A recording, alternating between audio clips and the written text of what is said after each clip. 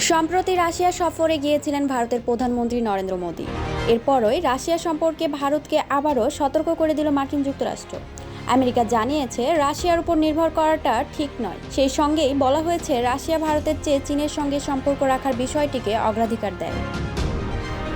মার্কিন জাতীয় নিরাপত্তা উপদেষ্টা জেক সুলিভান এক সাংবাদিক সম্মেলনে জানিয়েছেন, বিশ্বের প্রতিটি দেশকে আমরা পরিষ্কার করে বলতে চাই, ভারতকেও বলতে চাই, রাশিয়াকে নির্ভরযোগ্য সঙ্গী হিসেবে গ্রহণ করা ভালো পদক্ষেপ নয়। ভ্যাট দায়মুক্ত থেকে লাভজনক ব্যবসা পরিচালনার বিশ্বস্ত সহযোগী দ্য রিয়েল কনসালটেশন।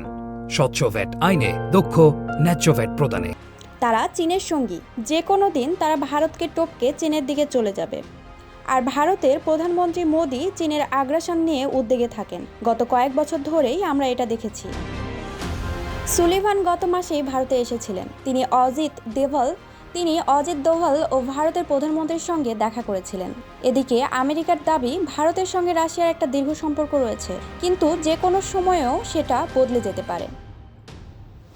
সেই সঙ্গেই আমেরিকা জানিয়েছে তার গণতান্ত্রিক সঙ্গীতে বিশ্বাসী, আর দীর্ঘকালীন ক্ষেত্রে এটা অনেকটা সুবিধা দেয়। দুদিনের সফরে গত সোমবার রাশিয়া গিয়েছিলেন ভারতের প্রধানমন্ত্রী নরেন্দ্র মোদী। ইউক্রেন সংঘাতের মাঝেই মোদীর এই সফরের দিকে নজর ছিল অনেকের। ভারতের প্রধানমন্ত্রী রাশিয়ার প্রেসিডেন্টকে জানিয়ে দেন, বোম আর বুলেটের মাঝে শান্তি প্রক্রিয়া হয় না। সূত্র হিন্দুস্তান টাইমস।